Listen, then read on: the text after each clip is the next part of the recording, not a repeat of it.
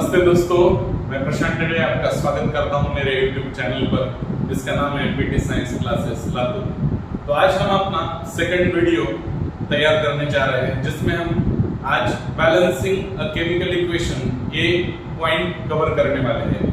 तो चलिए हम स्टार्ट करते हैं आज अपने वीडियो को। तो बच्चों, बैलेंसिंग अ केमिकल इक्वेशन, इसमें हमें केमिकल इक्वेशन को किस तरह से बैलेंस करना है ये समझना है और केमिकल इक्वेशन किस तरह से लिखा जाता है और उसे बैलेंस किस तरह से किया जाता है ये हमें समझना है।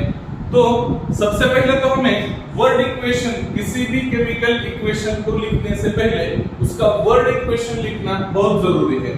वर्ड इक्वेशन क्या होता है? सबसे पहले हमें वर्ड इक्वेशन लिखना पड़ता है। तो वर्ड इक्वेशन की जरूरत क्यों है और क्यों पड़ी? तो सबसे पहले ये आप जान लीजिए। तो अगर मैं जब कहता हूं कि when hydrogen reacts with oxygen it gives water, क्या कहा मैंने? when hydrogen reacts with oxygen it gives water, that means ये बहुत बड़ा लेंदी ऐसा रिएक्शन है जिसे हमें शॉर्ट करना है, जिसे पहले से जो इतना लेंदी था उसे हमें और शॉर्ट करना है। तो शॉर्ट करने के लिए हमने क्या किया? तो वर्ड इक्वेशन का यूज किया। तो कैसे लिखेंगे हम उसे? तो बहुत आसान है, देखिए। When hydrogen gas reacts with oxygen, when hydrogen gas reacts with oxygen, it gives water. देखिए हमने क्या किया? सबसे पहले तो हमें केमिकल इक्वेशन लिखने से पहले हमें उसे वर्ड इक्वेशन में लिखना पड़ेगा। वर्ड इक्वेशन यानी हाइड्रोजन की रिएक्शन ऑक्सीजन के साथ हुई और हमें क्या मिला? तो वाटर, ये प्रोडक्ट मिला। अब ये भी बहुत बड़ा दिख रहा है, इसे भी थोड़ा छोटा करना पड़ेगा। तो इसे छोटा करने के लिए हमें क्या करना पड़ेगा? तो हमें कुछ केमिकल फॉर्मूले और हमें कुछ केमिकल सिंबल्स यूज करने पड़ेंगे। तो देखिए कैसे लिख सकते हैं हम इसे। तो हाइड्रोजन जो है उसे हम H2 और ऑक्सीजन को O2, ये उनके केमिकल फार्मूला है, इस तरह से लिख सकते हो। और वाटर का केमिकल फार्मूला है H2O। तो हमने हाइड्रोजन और ऑक्सीजन की रिएक्शन करके उससे हमें वाटर ये प्रोडक्ट मिला। तो हम उसे ऐसे लिखेंगे H2 reacts with oxygen, O2 gives H2O, that is water। अब ये जो इक्वेशन है इसे हम स्केलेटल इक्वेशन कहते हैं। कौन सा इक्वेशन? Skeletal equation. अभी ये बैलेंस नहीं हुआ है, अभी तक ये इक्वेशन बैलेंस्ड इक्वेशन नहीं है। तो बैलेंस्ड इक्वेशन की जरूरत क्यों पड़ी? Why we have to write a balanced chemical equation? उसकी जरूरत क्या है? तो बैलेंस्ड केमिकल इक्वेशन क्यों लिखना जरूरी है? तो उसका कारण है कि law of conservation of mass कहता है कि रिएक्टेंट का जो मास है उतना ही मास हमें प्रोडक्ट में दिखना चाहिए। यानी number of atoms in reactants should be equal in number of reactants in products. तो हमें दोनों ही साइड को यानी LHS और RHS दोनों ही साइड को हमें नंबर ऑफ एटम्स इक्वल करने हैं। क्यों करने हैं? तो law of conservation of mass कहता है कि रिएक्टेंट्स का जितना मास है उतना ही मास हमें प्रोडक्ट का लिखना चाहिए। ठीक है, तो देखिए कैसे लिखते हैं हम उसे। तो देखिए यहाँ पे ये जो साइड है वो अपनी LHS है, लेफ्ट हैंड साइड है, और ये जो साइड है वो RHS है, राइट हैंड साइड। तो दोनों साइड को हमें, यहाँ पे हाइड्रोजन है, यहाँ पे ऑक्सीजन है और यहाँ पे वाटर है। तो number of atoms on LHS हम काउंट करेंगे। देखिए कैसे काउंट कर सकते हैं। तो हमें यहाँ पे हाइड्रोजन के जो नंबर ऑफ एटम्स है वो LHS को 2 दिख रहे हैं और RHS को भी 2 है। यानी 2 हाइड्रोजन LHS में है और 2 हाइड्रोजन RHS में है। तो हमें हाइड्रोजन के नंबर ऑफ एटम्स क्या है? इक्वल है, ऐसे दिखाई दे रहा है। तो अभी देखिए ऑक्सीजन के बारे में देखेंगे। ऑक्सीजन के number of atoms in LHS कितने हैं? 2 है। और यहाँ पे देखिए वाटर में आरएचएस में ऑक्सीजन के नंबर ऑफ एटम्स कितने हैं, तो सिर्फ एक ही नंबर ऑफ एटम है ऑक्सीजन का, यानी हमें हाइड्रोजन के नंबर ऑफ एटम्स बैलेंस नहीं करने हैं, तो हमें ऑक्सीजन के नंबर ऑफ एटम्स बैलेंस करने हैं, क्योंकि एलएचएस में ऑक्सीजन 2 है और आरएचएस में सिर्फ एक ही ऑक्सीजन वहां पे दिखाई दे रहा है। तो कैसे कर सकते हैं हम उसे, तो सबसे पहले क्या करना है, तो हमें यहाँ पे ये जो एक ऑक्सीजन है इसे 2 करना पड़ेगा। कितना करने पड़ेंगे, 2 करने पड़ेंगे। तो उसे 2 करने के लिए हमने यहाँ पे 2 कोएफिशिएंट यूज किया, यानी हमें इस कंपाउंड को 2 से मल्टीप्लाई करना है। 2 से मल्टीप्लाई करने के बाद क्या हुआ, देखिए 2 से मल्टीप्लाई यानी 2 से मल्टीप्लाई करने के बाद ये नंबर ऑफ हाइड्रोजन्स 4 हो गए। कितने हो गए, 4 हो गए। और 2 से मल्टीप्लाई करने के बाद ऑक्सीजन यहाँ पे कितने हो गए, 2 हो गए। कितने हो गए, ऑक्सीजन 2 हो गए, यानी यहाँ पे ऑक्सीजन 2 है आरएचएस को, और एलएचएस में भी ऑक्सीजन की नंबर ऑफ एटम्स कितने हैं, 2 है, यानी यहाँ पे भी 2 और यहाँ पे भी कितने हो गए, 2 हो गए। लेकिन देखो ये 2 ऑक्सीजन करने के चक्कर में हमने क्या किया, हाइड्रोजन के नंबर 4 कर दिए, यानी 2 into 2 2 multiplied by 2 it gives 4, यानी यहाँ पे हाइड्रोजन अब 2 नहीं रहे तो कितने हो गए, 4 हो गए। तो अब फिर से बैलेंस बिगड़ गया। अब यहाँ पे सिर्फ 2 है एलएचएस में और आरएचएस में कितने हैं, 4 है। तो हमें यहाँ के भी हाइड्रोजन कितने करने पड़ेंगे, 4 करने पड़ेंगे। तो कैसे करेंगे, तो हम वही तरीका यूज करेंगे कि हम यहाँ पे 2 ये कोएफिशिएंट यूज करेंगे, मल्टीप्लाई करेंगे हाइड्रोजन्स के नंबर ऑफ एटम्स को। तो 2 गुना 2 कितना होता है, तो 2 गुना 2 4 होता है, यानी 2 मल्टीप्लाइड बाय 2 गिव्स 4। यहाँ पे कितने हाइड्रोजन हो गए, 4 हाइड्रोजन हो गए। And this equation is called as balanced chemical equation. ये जो इक्वेशन है इसे हम बैलेंस्ड केमिकल इक्वेशन कहेंगे।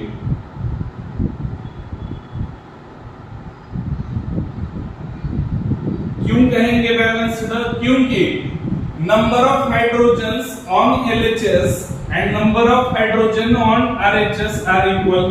Number of oxygen, number of atoms of oxygen and on LHS and number of oxygen on RHS are same.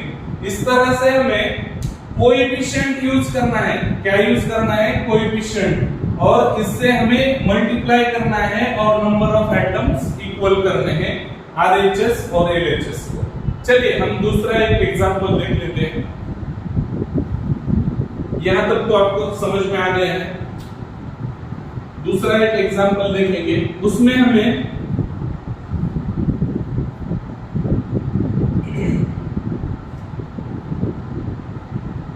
Magnesium और oxygen इनकी reaction होने से मैग्नीशियम ऑक्साइड मिलता है। देखिए मैग्नीशियम और ऑक्सीजन की रिएक्शन होने से मैग्नीशियम ऑक्साइड मिलता है। तो इस रिएक्शन में देखिए आप, ये हमारी एलएचएस है, ये हमारी आरएचएस है। तो यहाँ पे मैग्नीशियम के कितने नंबर ऑफ एटम्स है, देखिए एलएचएस में नंबर ऑफ एटम्स 1 है, आरएचएस में नंबर ऑफ एटम्स 1 है।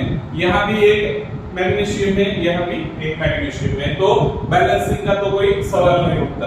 अब देखो नंबर ऑफ ऑक्सीजन, तो ऑक्सीजन कितने हैं, एलएचएस में नंबर ऑफ ऑक्सीजन 2 है और आरएचएस में नंबर ऑफ ऑक्सीजन 1 ही है, यानी हमें यहाँ पे क्या करना पड़ेगा, नंबर ऑफ ऑक्सीजन कितने करने पड़ेंगे, यहाँ पे 2 है तो यहाँ भी 2 करने पड़ेंगे। इसके लिए हमने एक कोएफिशिएंट यूज किया जो है 2।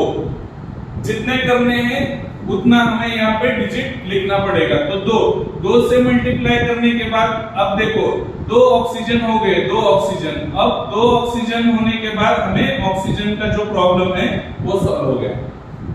2 ऑक्सीजन हो गए, लेकिन अब क्या हुआ, देखो 2 ऑक्सीजन करने के चक्कर में हमने क्या कर दिया, 2 मैग्नीशियम यहाँ पे बना दिए। तो 2 मैग्नीशियम होने के बाद क्या हुआ, तो यहाँ का जो बैलेंस है मैग्नीशियम का वो चेंज हो गया है। यहाँ पे अब आरएचएस में 2 मैग्नीशियम हो गए और एलएचएस में कितने हैं, एक ही है, तो ये जो एक है उसे हमें दो बनाना है। तो इसके लिए हमें क्या करना पड़ेगा, तो इसके लिए हमें दो कोएफिशिएंट यहाँ पे लिखना पड़ेगा। तो दो मैग्नीशियम बन गए, दो मैग्नीशियम यहाँ पे बन गए। तो इस तरह से हमने दो मैग्नीशियम LHS में और दो मैग्नीशियम RHS में, तो यहाँ पे दो कोएफिशिएंट हमने यूज किया, और प्रोडक्ट में भी हमने दो कोएफिशिएंट यूज किया, जिसके यूज करने के बाद हमें LHS और RHS में क्या मिला है, तो नंबर ऑफ एटम्स वहां पे हमें इक्वल मिल गए हैं। तो इस तरह से हमें कोई भी केमिकल रिएक्शन हो, कोई भी केमिकल इक्वेशन हो, तो उसे हमें LHS और RHS में number of atoms coefficient use करके इक्वल करने हैं, कोएफिशिएंट यूज करके इक्वल करने हैं। देखो और एक गलती बच्चे करते हैं, वो क्या है, तो ये जो दो है वो दो आपको यहाँ पे नहीं लिखना है। देखिए ये जो दो है वो आपको यही लिखना है कोएफिशिएंट की तरह। ये दो ऑक्सीजन करने के चक्कर में अगर आपने ये दो ऑक्सीजन यहाँ पे लिख दिए तो गलत होगा। तो ये दो ऑक्सीजन यहाँ पे नहीं लिखने हैं, दो ऑक्सीजन यही लिखने हैं, कोएफिशिएंट यही लिखना है। आया समझ में? तो आपको और एक एग्जांपल मैं दिखाता हूं जिसमें आप खुद बताइए कि ये बैलेंस्ड है या नहीं है। तो देखिए एक एग्जांपल देखते हैं हम, और एक एग्जांपल,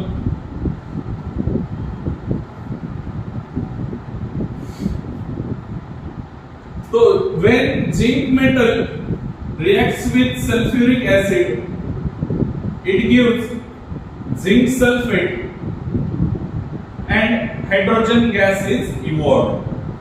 देखिए तो इस रिएक्शन में जिंक की रिएक्शन सल्फ्यूरिक एसिड से हो रही है और जिंक सल्फेट और हाइड्रोजन गैस, ये दो प्रोडक्ट तैयार हो रहे हैं। तो देखिए हमें क्या करना है, LHS झट से लिख देना है, LHS और RHS। और अब यहाँ पे कौन से आइटम से नंबर ऑफ कौन से आइटम से रिएक्टेंट में, तो यहाँ पे एक जिंक है, उसके बाद हाइड्रोजन है, उसके बाद सल्फर है, उसके बाद ऑक्सीजन है। देखिए जिंक यहाँ पे है, हाइड्रोजन यहाँ पे है, सल्फर यहाँ पे, ऑक्सीजन यहाँ पे है। तो हमें LHS और RHS में दोनों के नंबर ऑफ एटम्स कितने हैं और वो बैलेंस्ड केमिकल इक्वेशन है क्या, ये देखना है। तो देखिए जिंक LHS में कितने हैं, जिंक के नंबर ऑफ एटम्स 1 है, RHS में कितने हैं, तो 1 ही है, ठीक है। तो जिंक का तो कोई प्रॉब्लम नहीं। उसके बाद देखिए हाइड्रोजन 2 है, यहाँ पे LHS में लिखते हैं 2, RHS में कितने हैं, RHS में हाइड्रोजन देखिए 2 हाइड्रोजन से, तो यहाँ भी 2 हो गए, यानी नंबर ऑफ हाइड्रोजन्स का प्रॉब्लम तो नहीं रहा। अब देखिए सल्फर, यहाँ पे सल्फर कितना है, सिर्फ एक ही सल्फर है LHS में, और RHS में भी एक ही सल्फर है, यानी यहाँ पे भी एक है और यहाँ पे भी एक है। आ रहा है समझ में? देखिए अब ऑक्सीजन LHS में 4 है और RHS में भी 4 है, यानी ऑक्सीजन यहाँ पे भी 4 है और यहाँ पे भी 4 है। दैट मींस देखिए LHS में जिंक 1, RHS में भी 1 है, LHS में हाइड्रोजन 2 है, RHS में भी 2 है, सल्फर LHS में 1 है, RHS में भी 1 है, ऑक्सीजन LHS में 4 है, RHS में भी 4 है। तो दोनों तरफ नंबर ऑफ एटम्स कैसे है, इक्वल है, यानी this reaction is already balanced chemical equation और बैलेंस्ड केमिकल रिएक्शन, यानी इस रिएक्शन को हमें बैलेंस्ड रिएक्शन कह सकते हैं। आ रहा है समझ में? यानी बैलेंस्ड है या नहीं तो कैसे चेक करेंगे, तो पहले तो हमें नंबर ऑफ एटम जो है वो LHS में कितने हैं और RHS में कितने हैं वो लिखने हैं। जहां पे नंबर ऑफ एटम्स अनइक्वल है ऑन बोथ साइड्स, वहां पे जाकर हमें क्या करना है, कोएफिशिएंट का यूज करके दूसरी तरफ जहां पे कम है और वहां पे हमें क्या करना है, कोएफिशिएंट यूज करके 2, 4, 3, 1 नहीं 2, 4, उसके बाद 6, ऐसे जितने लगेंगे उतने हमें वहां पे यूज करने पड़ेंगे। इस तरह से हमें केमिकल इक्वेशन जो है वो हम वहां पे बैलेंस कर सकते हैं। और एक बात है, जहां पे हमें फिजिकल स्टेट लास्ट स्टेज जो है वहां पे हमें बैलेंसिंग के बाद फिजिकल स्टेट वहां पे मेंशन करनी है कि रिएक्टेंट और प्रोडक्ट की फिजिकल स्टेट कौन सी है। तो देखिए, तो जिंक इस रिएक्शन में जिंक सॉलिड है, क्या है? सॉलिड। तो हमें यहाँ पे स्मॉल एस लिखना पड़ेगा। सॉलिड है तो स्मॉल एस लिखना पड़ेगा। यहाँ पे सल्फ्यूरिक एसिड जो है अगर एक्वियस में है तो वहां पे पानी में अगर सल्फ्यूरिक एसिड घुला है तो वहां पे एक्वियस लिखना पड़ेगा। यहाँ पे भी हमें एक्वियस लिखना पड़ेगा। और ये गैस होने की वजह से हमें यहाँ पे स्मॉल जी लिखना पड़ेगा। तो इस तरह से हम केमिकल रिएक्शन बैलेंस करके वहां पे हम फिजिकल स्टेट दिखा सकते हैं। अगर सॉलिड होगा तो रिएक्टेंट के पास स्मॉल एस लिखिए, अगर गैस होगा तो रिएक्टेंट के पास स्मॉल जी लिखिए, अगर वो एक्वियस स्टेट में है यानी वाटर के साथ है तो एक्वियस लिखिएगा।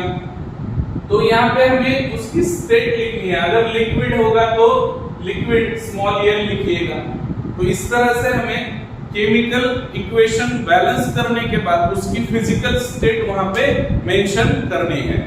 तो इस तरह से हमें LHS और RHS के नंबर ऑफ एटम्स इक्वल करके हम उस इक्वेशन को बैलेंस कर सकते हैं। और वहां पे हमें कोएफिशिएंट जो है वहां पे हमें कभी भी, अभी यहाँ जरूरत नहीं है लेकिन लिखना है तो यहाँ लिखिए, 2 होगा, 4 होगा या फिर 3 होगा, तो वो कोएफिशिएंट उस एटम के साइड में, मॉलिक्यूल के इस साइड में लिखना है, ना कि यहाँ पे बॉटम को, इस साइड को लिखना है। ठीक है, आ रहा है समझ में आपके?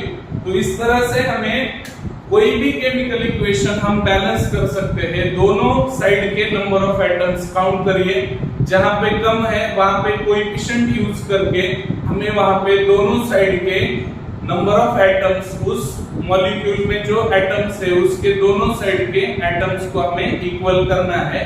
और इस तरह से हम कोई भी केमिकल इक्वेशन बैलेंस कर सकते हैं। अगर मेरा ये वीडियो आपको पसंद आ गया है तो लाइक करिए, सब्सक्राइब करिए और शेयर करिए। थैंक यू दोस्तों, फिर मिलेंगे हम हमारे नए वीडियो में। Thank you.